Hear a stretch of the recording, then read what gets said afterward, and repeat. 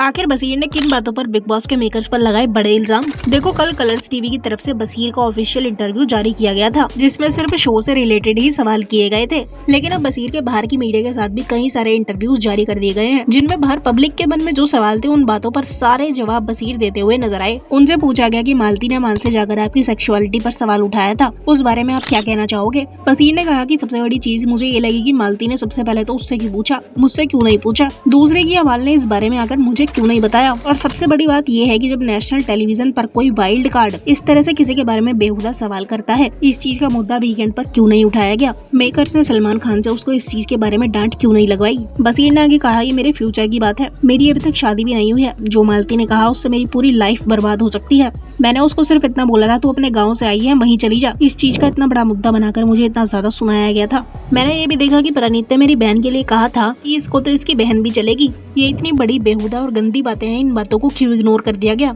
मैंने सिर्फ इतना बोला था, सारे कंटेस्टेंट बेहुदा हैं। इस चीज का इतना बड़ा मुद्दा बनाया गया था और मुझे वीकेंड पर बेइज्जत कर दिया गया था। बसीर ने कहा कि मुझे ऑडियंस वोटिंग पर नहीं निकाला गया है, मुझे मेकर्स की चॉइस से निकाला गया है। उनके विनर के बारे में बात करते हुए बसीर ने कहा कि शो का विनर चैनल का फेस ही बनेगा। वैसे आप क्या कहोगे बसीर की इन सारी बातों पर, बताओ कमेंट्स में।